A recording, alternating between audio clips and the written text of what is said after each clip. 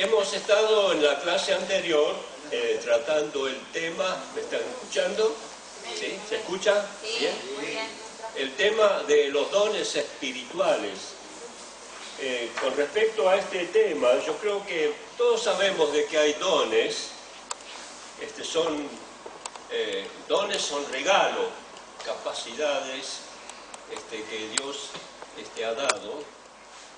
Por un lado, son dones que vienen con nosotros, ¿no es cierto? En nuestra vida, cuando nacemos, cada persona tiene su propia identidad y sus características.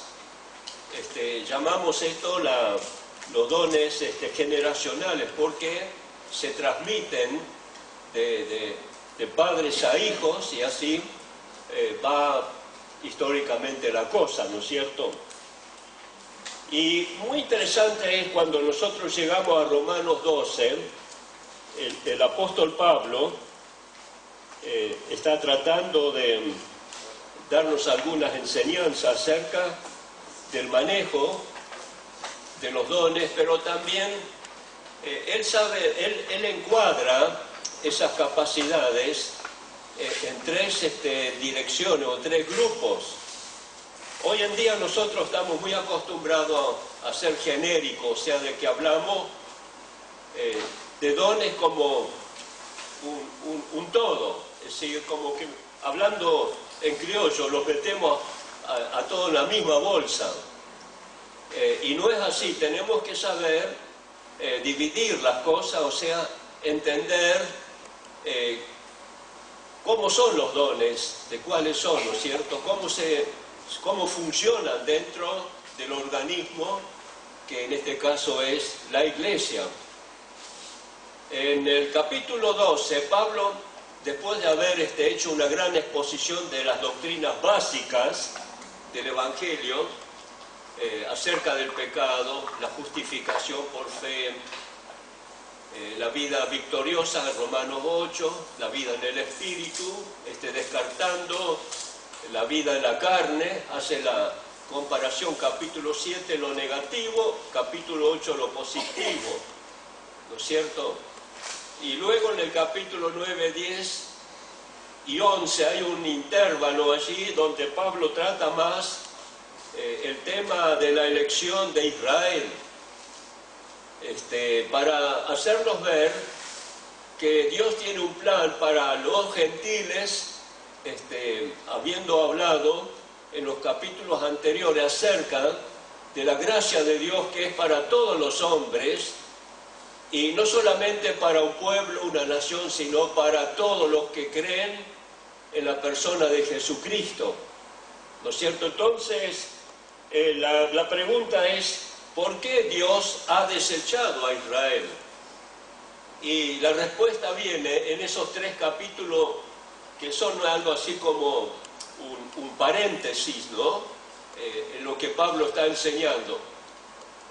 Y ahí quiere aclarar él que Israel ha perdido la oportunidad de ser el portavoz o el mensajero del Evangelio a las naciones, porque se han mantenido dentro de la estructura legalista, o sea, del antiguo pacto, que tenía, digamos, la proyección solamente a Israel, como nación escogida y como nación predilecta de Dios, en un sentido como haberse, digamos, limitado demasiado en cuanto a sus derechos, ¿no es cierto? Y bueno, pero él está diciendo de que este tiempo es el tiempo donde Israel ha quedado a un costado, pero que Dios no se ha olvidado de la nación, sino que ella va a tener que volver a la fuente, o sea, al mensaje paulino, o sea, a la gracia de Dios. Y bueno, eso es más o menos la explicación que él está dando, y tratando de hacernos ver, por otro lado, qué importante que es la elección, o sea, que Dios ha elegido un pueblo originalmente para que sea el mensajero, el vocero a todas las naciones del mundo, a partir de que Cristo, el Mesías, prometido a esa nación, había venido y había cumplido la obra de la salvación para que todos los que creyeran fueran salvos y entraran en una nueva dimensión, ¿no es cierto? O sea, entrar en la gracia que no es para una nación sola, sino para todas las naciones del mundo. Y allí es donde él comienza ahora a tratar el tema de la iglesia. ¿Y qué es la iglesia? Eclesia significa en griego los llamados. Hemos sido llamados a formar parte de la iglesia, el cuerpo de Cristo. ¿Quiénes la componen en este tiempo? Todos los que creen, sean judíos, sean gentiles.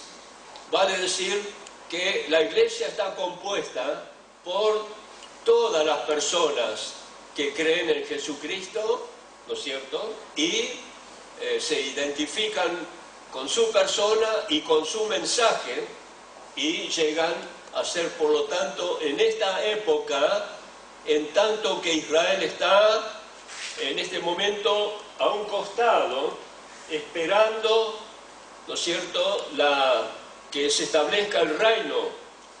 Ahora, ¿qué significa esto? Que este tiempo en el que nosotros vivimos, hasta que Israel vuelva a tomar el liderazgo del mundo, la iglesia cumple una función básica y fundamental, la de llevar el evangelio a todas las naciones del mundo, ¿sí? ¿Y cuánto tiempo va a durar eso? Es un gran interrogativo, ¿no es cierto? Nos preguntamos, no sabemos. Solamente Dios sabe. Y allí también Él dejó algunas indicaciones que nosotros podemos entender claramente, y es la de que hasta que el último haya escuchado el Evangelio. ¿Qué significa? Y que luego es como que el tiempo de la gracia o el tiempo de la iglesia ha tenido su fin. ¿Para qué? Ese no es el fin del mundo, es el fin de una época, de un periodo, porque se tiene que cumplir otra etapa. ¿Cuál es esa etapa? Es la que Dios prometió, que Israel tiene que ser también el que va a bendecir a todas las naciones del mundo, ¿no es cierto? Quiere decir entonces que nuestro intervalo, este tiempo que llamamos la gracia, tiene un fin, o termina. ¿Cuándo termina? Cuando la iglesia sea raptada, sea llevada a otra dimensión, ¿no es cierto? Y esto va a ocurrir, claro, y es un acto de fe. Nosotros siempre oramos y creemos de que la iglesia va a ser arrebatada, que el Señor nos va a llevar en un abrir y cerrar de ojos, dice la palabra en Tesalonicenses 1, primera de Tesalonicenses, capítulo 4, versos, sigan leyendo allí, va a encontrar, ¿no es cierto? Y este tiempo, o sea, cuando la iglesia sea arrebatada, hay un pequeño periodo que se llama la gran tribulación. La Biblia lo enseña en Mateo 24, el sermón profético del Señor. Y ese es el tiempo en el cual Dios va a tratar con la nación judía, especialmente en el sentido de que va a producir el arrepentimiento y, digamos, un regreso a la persona de Cristo como su Redentor y Salvador, ¿no es cierto? Vale decir de que no va a ser un tiempo agradable en el mundo. Cuando ya hablamos de tribulación, tenemos la idea ya claramente expresada en el vocablo. Tribulación tiene que ver con triturar. Es la idea de los lagares donde se pisaba la uva para, digamos, producir el vino, y también tiene referencia a la molienda del olivo. Se tiene que triturar para lograr el aceite, es decir, de que todo está bajo presión. Ahora, la gran tribulación es un tiempo muy complicado. Ahora, la pregunta es, ¿la iglesia va a pasar por ese tiempo? No. Eso es tan claro, explicado por Pablo en la primera de Tesalonicenses. Nosotros no vamos a pasar por el juicio, por la tribulación, sino que seremos arrebatados. Y entonces empieza ese tiempo corto. Los juicios de Dios siempre son cortos. Israel está pasando por un tiempo de juicio, en un sentido, porque han dejado. Por eso ellos están sembrando, digamos, por causa de su error. ¿Qué pasa con esta nación? Es una nación perseguida, es una nación mal vista, ¿no es cierto? Y ustedes saben bien de que el Medio Oriente es un polvorín y que todo el mundo está mirando a esa parte del mundo, ¿no es cierto? Porque saben de que allí se va a producir la conflagración, va a haber realmente una guerra muy poderosa en el futuro. Ahora, esto significa de que Israel en un sentido ya sufre desde el momento que ellos han dado la espalda al Señor Jesucristo. No es que sean profanos, que sean miserables. Bueno, algunos sí. Hay judíos que son los más miserables del mundo. Pero como nación, en general, pensamos de que, bueno, la mayoría de la gente son cultas, son respetuosas, son inteligentes, tienen muchas cualidades. Pero el gran problema es de que ellos tienen, digamos, se justifican por la ley y no por la gracia que viene a través de Cristo. Y esa dureza persevera hasta el día de hoy. Y Dios necesita la manera para producir un quebrantamiento, un arrepentimiento. Esto va a ser en el tiempo de la gran tribulación, especialmente para poder sacudir a Israel. Cuando ellos se vean confrontados y ya su fuerza no van a alcanzar para nada, allí van a clamar a Dios. Usted, por ejemplo, puede leer en Zacarías, en los últimos capítulos, y también en los escritos en general, paulinos, ¿no es cierto?, que van a volver a Dios, van a clamar. ¿Por qué? Y van a ver finalmente al Mesías que viene. Y me gusta el pasaje allí en Zacarías, ¿no es cierto? Van a ver las señales en sus manos, en su costado. Dice, bueno, Cristo está glorificado, sí, pero esa vida, acuérdense que Cristo entró cuando los discípulos estaban cerradas las puertas, ¿no es cierto? Ya había resucitado y apareció a los discípulos y les mostró las señales de la cruz, ¿no es cierto? Ahora fue a un grupo pequeño, pero va a llegar el día en que toda la nación lo va a ver venir y van a ver las señales. A ese que ellos crucificaron hace 2000 y pico de años atrás. Y ahí van a entender de que ese era el Mesías que ellos habían rechazado porque esperaban un Mesías. Pero lo vieron venir tan humildemente, finalmente cabalgando en un asno. Ellos dijeron, no puede ser. Nosotros esperamos un Mesías que tenga poder, que sacuda el yugo de los enemigos y que nos haga una nación grande. Esa era la idea, una idea equivocada del reino, ¿no es cierto? Ahora, entonces, estamos hablando de ese tiempo en que nosotros estamos ahora aquí, como la eclesia, los llamados. Y fíjese que Dios no hace distingo. Él espera que en este tiempo también los judíos que escuchen este evangelio de la gracia, lo acepten. ¿Qué pasa con ellos? Ellos entran en el cuerpo de Cristo, la iglesia, y son salvos. No les tocará el juicio, porque son parte de la iglesia del Señor, ¿no es cierto? Pero mientras que mantengan una conducta de rechazo o de no aceptación, están merced a los grandes peligros y juicios que vendrán. Por lo tanto, estoy haciendo este preámbulo para darnos cuenta cuál es nuestra posición como iglesia. Estamos en este tiempo con una misión de pregonar, de anunciar.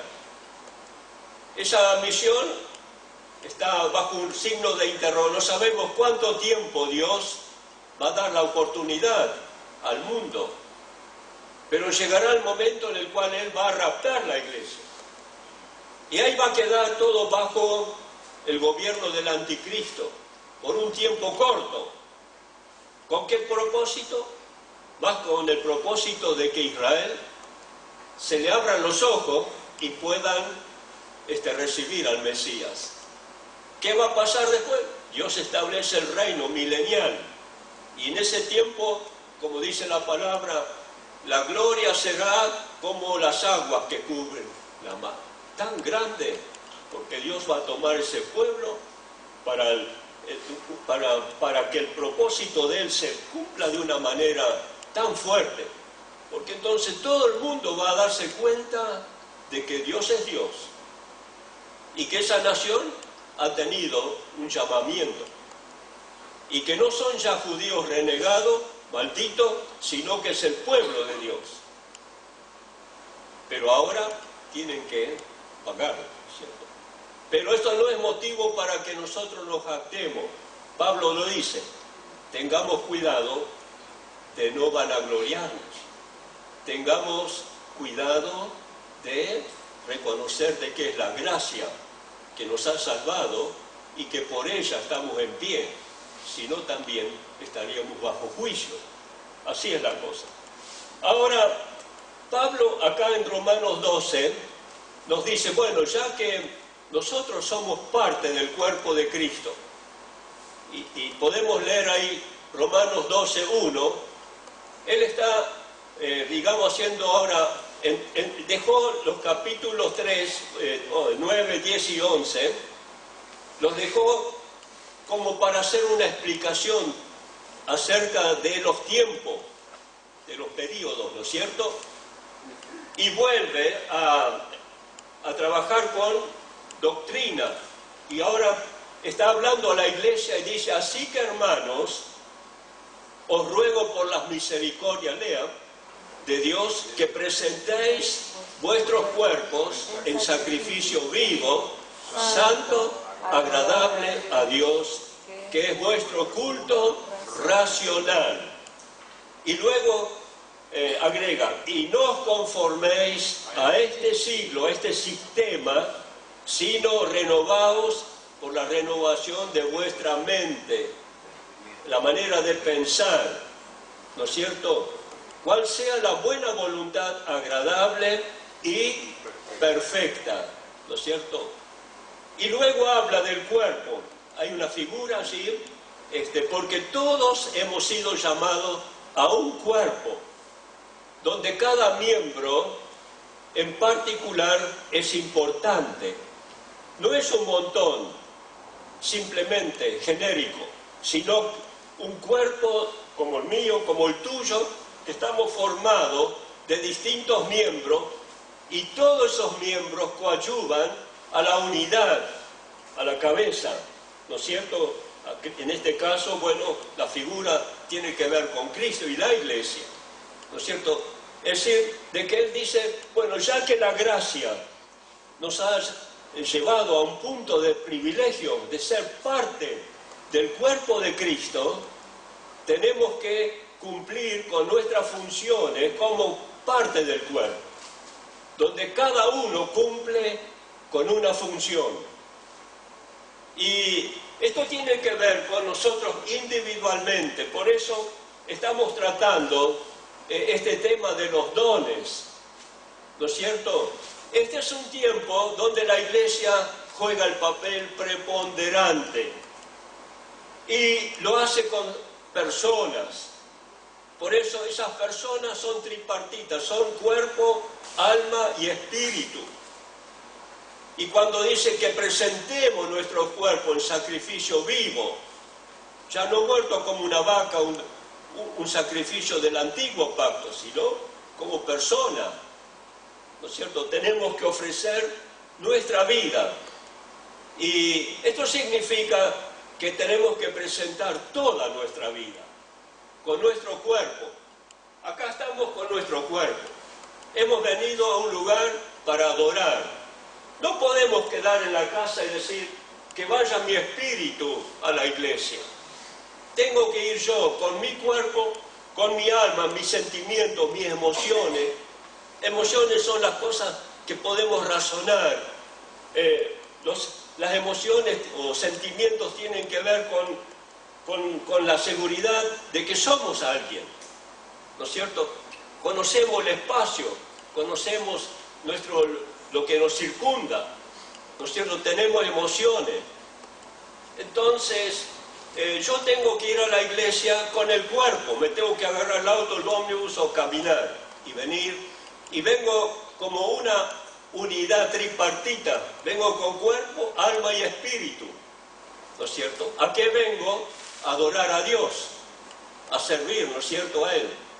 Cuando termina el culto, estoy en otra área, estoy en el mundo, en el trabajo, en la escuela, en la universidad o en el comercio, donde quiera. Y allí soy parte del cuerpo de Cristo, inserto para funcionar, para hacer, digamos, patente mis cualidades, lo que llamamos los dones, y los primeros que él trata son los del capítulo 12 de Romanos. ¿Por qué? Bueno, porque allí él está diciendo: presenta tu cuerpo, presenta tu alma, presenta tu espíritu. ¿Y qué es lo que nosotros tenemos para presentar? Bueno, nosotros decimos: yo tengo cualidades, tengo dones, ¿no es cierto? No soy solamente un ente que anda. Yo hablo, yo transmito, muestro mi figura, ¿no es cierto? Soy distinto a los demás, hablo distinto que los demás, tengo un mensaje positivo, los otros tienen un mensaje negativo, todo está mal, todo está podrido, todo está arruinado. Nosotros venimos y decimos: Jesucristo tiene la respuesta. Él es el Señor. Dale a Él tu vida y todo cambiará en tu casa, en tu propia vida, en el vecindario, en el mundo, en la comunidad donde nosotros estamos, ¿no es cierto? Por eso dice: presentad vuestro cuerpo en sacrificio vivo. Y luego habla de que ese es el trabajo mancomunado, el cuerpo de Cristo. Hay más, sigue, ¿no es cierto?, hablando. Y luego dice, bueno, que presentemos nuestros cuerpos, pero también presentemos nuestros dones, nuestras capacidades. Y él no trata enseguida los dones del Espíritu, sino que trata con las capacidades nuestras. Es lo primero que nosotros podemos ofrecer. ¿Qué podemos ofrecer cuando nosotros nos convertimos y nos ponemos sobre el altar de Dios? Todo nuestro ser. Yo he recibido a Cristo y ahora tengo otros conceptos. Tengo otras. Antes lo que yo hacía tal vez, bueno, lo hacía por hacerlo, lo hacía, muchas veces despilfarramos. Los seres humanos tienen capacidades innatas, cualidades, dones, que, bueno, por no conocer a Cristo, los utilizan para cosas comunes. No está mal, no está mal. Pero cuán distinto es cuando nosotros lo presentamos para la gloria de Dios, ¿no es cierto? Entonces, él habla: a cada uno de nosotros ha sido dado algún don. Y con esto yo que arranco en esta mañana, yo cada vez tengo que a veces hacer todo este rodeo para que comprendamos un poco cómo es el asunto. Uno pregunta, ¿para qué son los dones? Bueno, son parte de nuestro servicio a Dios. Como dice aquí en la primera parte, si alguno no tiene las notas, las tendría que traer. Yo hice 5 copias más, son para adquirirlas, ¿no es cierto? Valen 10 pesos, son 9 hojas, yo estoy pagando lo que cuesta la impresión, ¿no es cierto?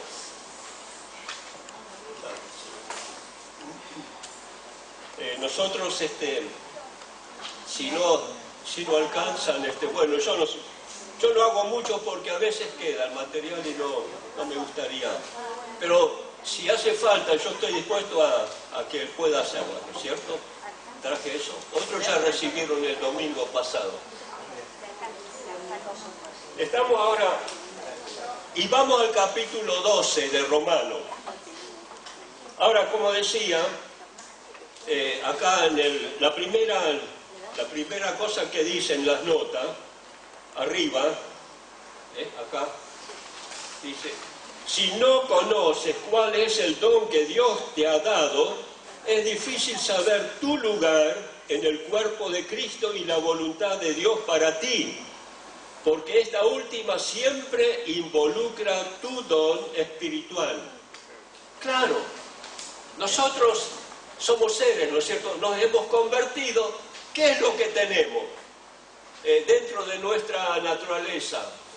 Bueno, tenemos, digamos, lo que se llaman los dones o capacidades, cosas innatas que hemos recibido por transferencia sanguínea, ¿no es cierto? Yo heredo mucho de mi papá, de mi mamá, ¿no es cierto?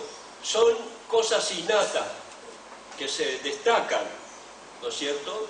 Ahora, cuando yo me convierto a Cristo, yo trato no solamente de poner esto a disposición de lo común, sino también, cuando me convierto, tengo que poner este don, esa capacidad, sobre el altar, junto con mi cuerpo y mi espíritu, para que sirva para los propósitos del Señor, ¿no es cierto?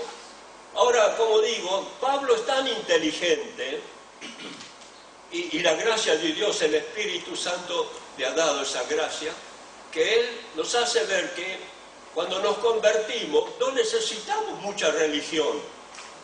Él después sí fue enseñando. Él después enseña algo más acerca de los dones, pero de los dones espirituales, que son distintos a los dones generacionales, ¿no es cierto? Y nos dice, bueno, todos podemos servir a Dios con un don que nos ha sido dado. Ahora vamos a mirar la hojita, ¿no es cierto? El punto número 1 dice, las Escrituras enumeran los dones bajo 3 categorías específicas. Primera de Corintios 12, 4 al 6, y acá tenemos, digamos, los 3 grupos de dones. Ahora, ¿qué quiero decir? Tenemos que tratar de calificarlo o clasificarlo. Un don, en la primera columna, se llaman dones. La segunda, la columna del medio, ministerios. Y la tercera columna, operaciones. Los 3 son dones, pero tienen distintas denominaciones y también distintas funciones, ¿no es cierto? Ustedes pueden ver eso ahí en 1 Corintios 12, 4 al 6, ¿no es cierto? Están claritos, ¿no es cierto? ¿Cuáles son los dos? Las 3 divisiones hay en azul, en el medio, dice dones, ministerios y operaciones. Ahí está. Esos son los 3 grupos de dones. Ahora, muchas veces Pablo intercambia, o sea, de que hay una armonía, trabajan en conjunto. Pero los tenemos que distinguir claramente, porque es muy importante, cómo y dónde, cómo, de qué manera tienen que operar los dones, ¿no es cierto? Bueno, bien, entonces en la primera columna tenemos en la primera línea, arriba, las tres divisiones: dones, ministerios y operaciones, ¿sí? Ahora, ¿cuáles son los dones?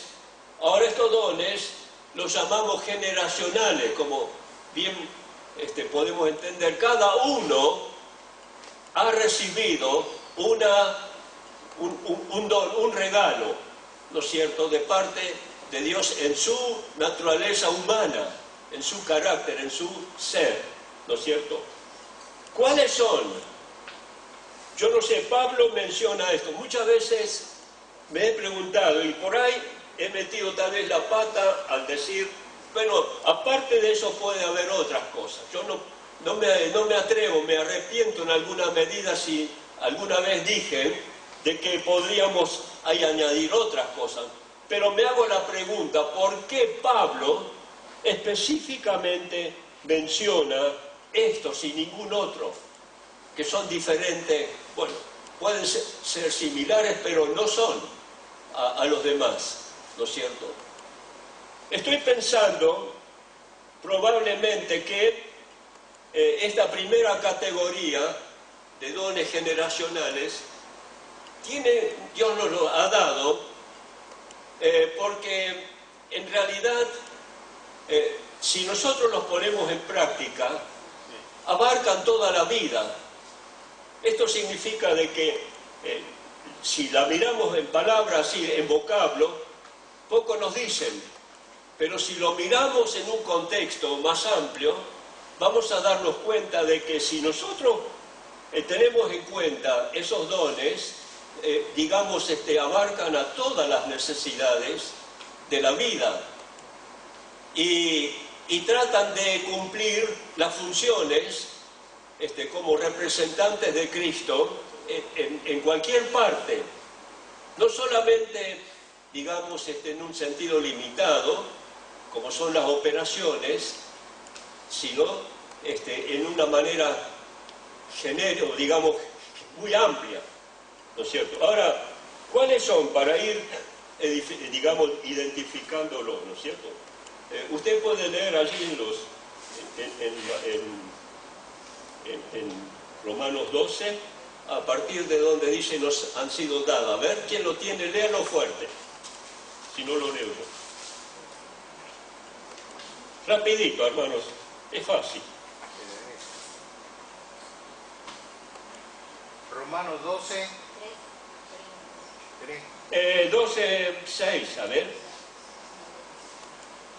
Sí. 12:6, de 7 y manera 8. que teniendo diferentes dones, según la gracia que nos ha dada, si el de profecía, úsese conforme a la medida de la fe, o si de servicio, en servir, o el que enseña en la enseñanza, el que exhorta en la exhortación, el que reparte con liberalidad, el que preside con solicitud, el que hace misericordia con alegría. Bueno, ahí los tenemos. Esos son, según Pablo, los dones generacionales. Algunos los llaman redentivos, otros dones de herencia, como quiera. La idea está clarita, ¿no es cierto? El nombre, bueno, es importante, pero bueno, vamos a entenderlo, ¿no es cierto? Entonces, ¿cuáles son? Profecía, precesión pusimos aquí, tener, digamos, un sentido de la necesidad para luego poder brindar una respuesta. Ahora, toda persona, nosotros, como creyentes, el que tiene, todos podemos tener algo de esto, pero hay personas que lo tienen en un grado muy marcado, ¿no es cierto? Y esas personas son necesarias. Yo puedo hacer algo, pero otro lo puede hacer mucho mejor. Se distingue dentro del cuerpo como una persona Yo veo eso en el cuerpo de Cristo acá. Hay personas que cuando hablan con alguien, cuando hablamos aquí la palabra profecía, ojo, que no es solamente anunciar cosas futuras, sino que profecía tiene que ver con la palabra, con la enseñanza sistemática de la palabra, ¿no es cierto? Allí entra enseñanza, exhortación y también te abre los ojos, te dice, cuidado que hay un futuro y prepárate, lo que sea, ¿no es cierto? Ahora, todos podemos hacer eso, en alguna medida, pero hay algunos que tienen esa condición o esa cualidad muy marcada y realmente son un ejemplo y tienen influencia, la gente confía, les busca, tratan de saber, ¿no es cierto?, porque están avesados en el conocimiento de la palabra y sobre todo esas personas saben las necesidades a veces de las personas con verlas, con tratar, ¿no es cierto?, en la iglesia, ¿no es cierto?, y tratan de poderles suministrar el material o la palabra que ellos necesitan precisamente para su vida, ¿no es cierto? Tienen esa gracia, ese poder de convicción, de poderles hacer ver y que se acepta como autoridad, ¿no es cierto? Eso tiene que ver con profecía, ¿no es cierto? ¿Sí? Servicio. Después allí en una página aparte hay una ampliación, se describe en la página número... Sí, la página número 5, ahí te dice la función de cada uno, con versículos, ejemplos, y eso habría que tratar luego de estudiarlo bien, ¿no es cierto? Bueno, yo lo repito rápidamente: profecía, precesión, o sea, estar, digamos, ya ávido para poder dar a la persona con una necesidad espiritual la palabra, el mensaje que fluye como agua que viene del manantial a la vida y produce satisfacción, cambio, etcétera, etcétera, ¿cierto? Servicio. Esta palabra es muy amplia. Ahora, yo creo que la primera cosa que nosotros necesitamos es, hablando ahora genéricamente, pero especialmente, Pablo está hablando de cosas que se destacan, ¿no es cierto? Todo esto lo podemos, digamos, hacer, pero hay personas que lo hacen porque su don, su gen, es precisamente ese, está muy marcado, y lo desarrollan de una manera con gracia con la cual Dios les ha dotado. Más, si ellos ponen su vida sobre el altar, ¿no es cierto?, es una ofrenda que Dios santifica. ¿En qué manera? En que la dota, la capacita con el poder del Espíritu Santo. No es solamente con palabras doctas de humana sabiduría, sino, como dice Pablo en 1 Corintios, capítulo 2, con el poder del Espíritu Santo. Si yo imparto ese don con el poder del Espíritu Santo, produce resultados positivos. Lo mismo con el servicio. Tiene una faceta amplia, pero hay hermanos, todos podemos servir, ¿no es cierto? Todos estamos dotados para eso. Así que Pablo está hablando de capacidades que están en nosotros, que las hemos heredado, cual más, cual menos. Ahora, cuando digo más, hay gentes que están realmente con una profunda, o digamos, con una gran capacidad y que se destacan, que cumplen una función muy fuerte dentro del cuerpo de Cristo. La enseñanza. No todos pueden enseñar. Pueden enseñar en la escuela dominical, pueden enseñar en la clase, pueden enseñar en una célula, ¿no es cierto? En buena hora. Y eso se puede hacer, todos lo pueden hacer. Pero hay gentes que tienen una capacidad más allá de lo común, que pueden enseñar con profundidad, con convicción, que te llevan al grano, que te llevan a las minucias, que te hacen entender las cosas de raíz. ¿Sí? Ahora, qué importante es que haya dentro del cuerpo de Cristo personas con esa capacidad para que conozcan todo el consejo de Dios. Hoy en día, perdónenme la franqueza con la cual hablo, pero como que el púlpito evangélico se ha tornado en una bagatela. Se predica cosas sin mucho sentido. No digo en todo lugar o que sea muy general, pero bastante. No era así en tiempos pasados, donde los creyentes eran realmente afirmados en la palabra. Se les enseñaban las doctrinas, qué es el pecado, qué es la justificación por fe, qué es la santificación, qué es la venida de Cristo.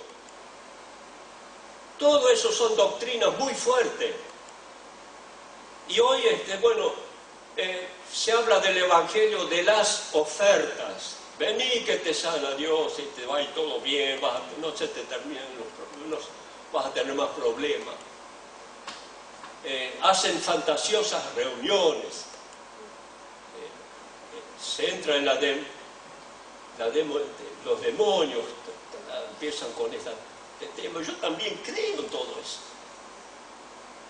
Pero no es para hacer un espectáculo, para asustar o para divertir o para bromear. Yo creo que tenemos que hacer la diferencia, ¿no es cierto? Entonces, hermanos, por eso, hablando así de enseñanza, es muy importante que podamos tener hombres y mujeres que tengan el don de la enseñanza, que puedan profundizar la palabra, que sean maestros y maestras excelentes de la palabra, que puedan realmente ayudar a que el conocimiento sea más allá de lo común, de lo que se vulgar o qué sé yo, como que todo ha entrado en facilismo. ¿Me entienden? Y esa es la verdad. Si seamos sinceros, ustedes yo creo que son personas que pueden entender las diferencias y hay que mantenerlas, porque no queremos llegar a un punto donde somos cualquier cosa.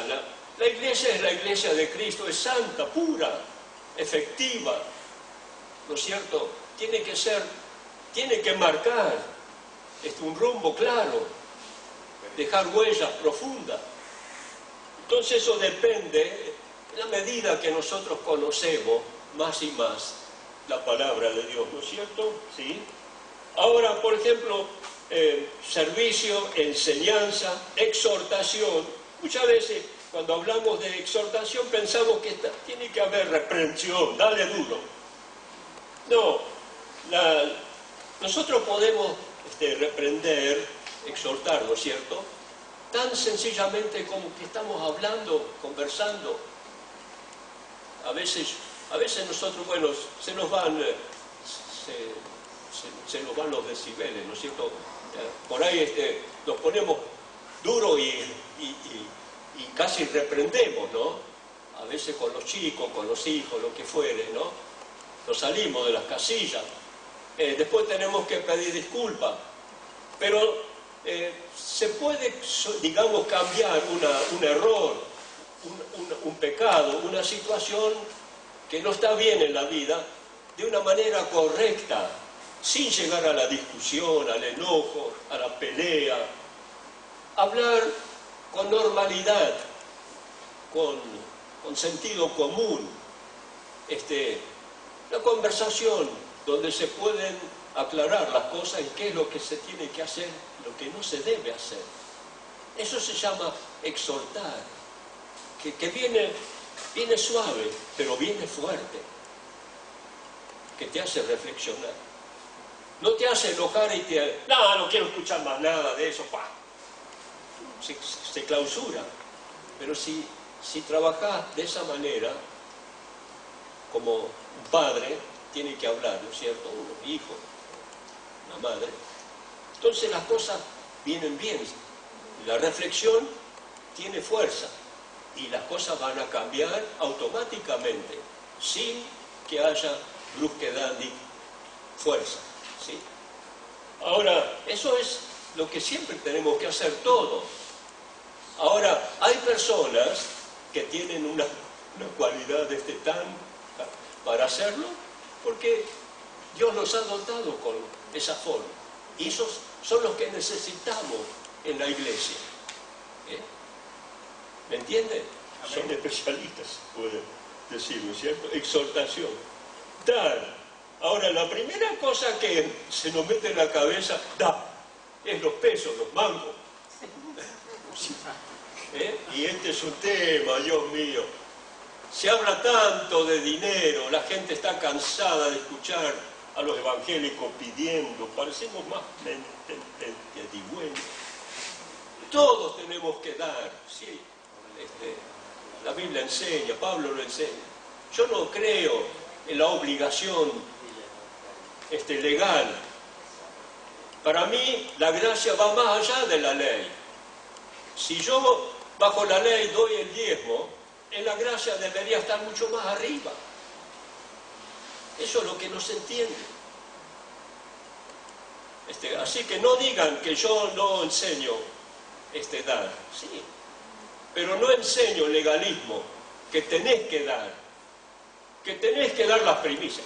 Estamos volviendo al Antiguo Testamento, pero si tenemos que dar por la ley, ¿por qué no guardamos toda la ley? A guardar el sábado, cumplir con los sacrificios, hacer toda la ley. No digas más palabras malas porque la ley te condena. Entonces nadie en el mundo está libre porque todos hemos pecado. ¿Qué pretendemos? Querer justificarnos por la ley. ¿Qué queremos? Que por dar el diezmo estamos realmente cumpliendo. Tenemos que cumplir más allá de eso. Porque si no, claro, estamos contradiciéndonos. Si yo tengo que dar el diezmo, estoy bajo la ley. Y yo tengo que estar por encima de la ley. Tengo que ser más generoso. Ahora no te dice Dios, tenés que dar tanto. Tenés que dar, como dice Pablo en la carta a los... Da conforme hayas prosperado. Ahí tenemos Pablo lo dice claramente. No pone un límite, sino conforme. Esto va de acuerdo a tu buen corazón. Ahora, si sos mezquino, sos amarrete, no valorás lo que Dios ha hecho en tu vida, entonces vas a ser siempre tacaño y cortito. Pero si realmente la gracia tiene poder, estamos para dar al Señor. ¿Sí? Voluntariamente, generosamente, con alegría. La Biblia dice que tenemos que hacerlo así, si no, es algo que no lo hacemos por obligación.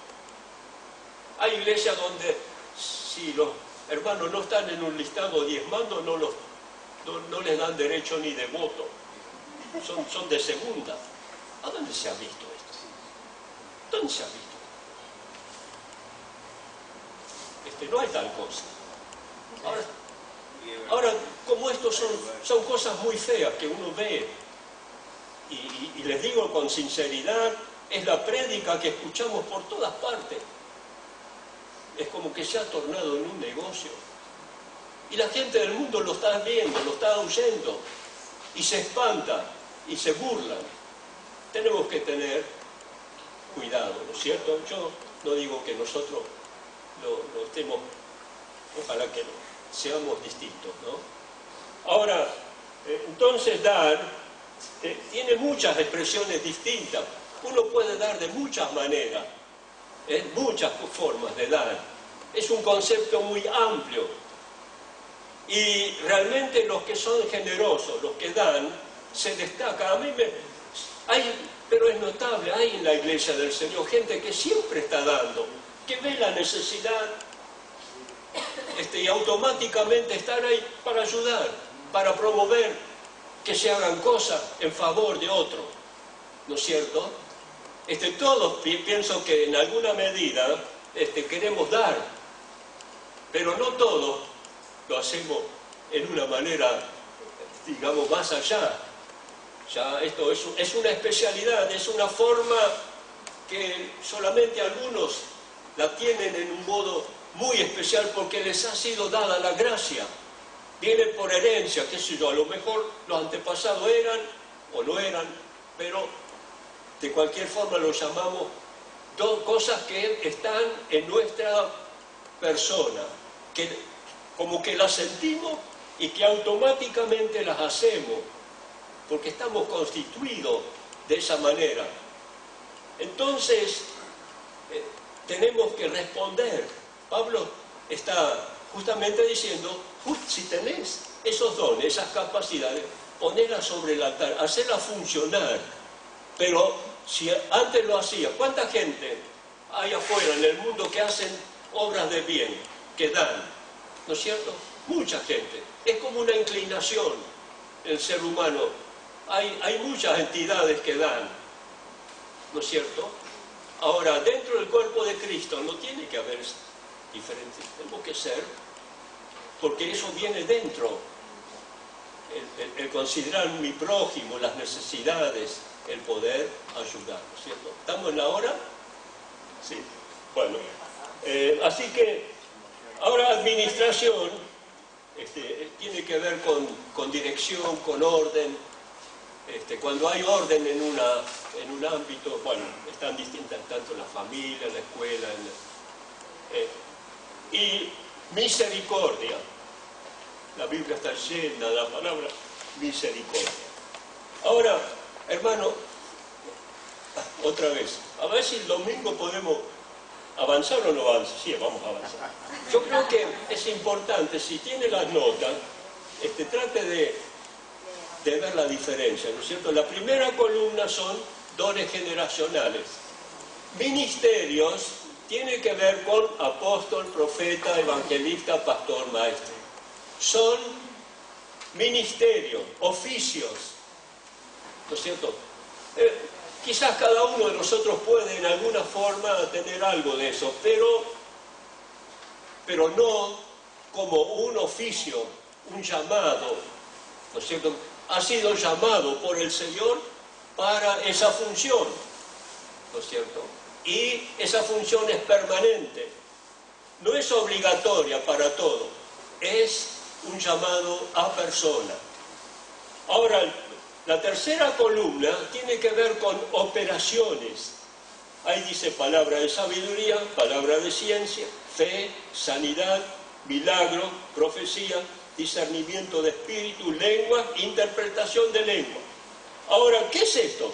Estos son operaciones. ¿Qué significa operaciones o manifestaciones? Pablo pone, a cada uno le es dada manifestación del espíritu. Ahora, yo creo que la columna del medio la entendemos, ¿no es cierto? Estos se llaman ministerios, oficios. Todo el mundo ve pastores, apóstoles, ahora anda la temática de sos un apóstol, sos un profeta, sos un...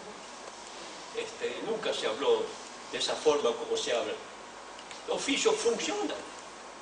A mí no me importa si me dicen apóstol o no me dicen, o profeta, o qué sé yo.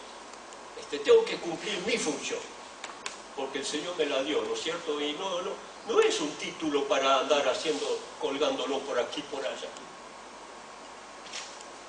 Entonces esto no es tanto problema porque todo el mundo sabe lo que son los oficios. Ahora, la tercera columna es un poco complicada. Esto lo vamos a ver. Por ejemplo, usted va a ver capítulo 14 de Primera de Corintios. Van a ver cuando os reunís. Cuando os reunís. Cuando os reunís.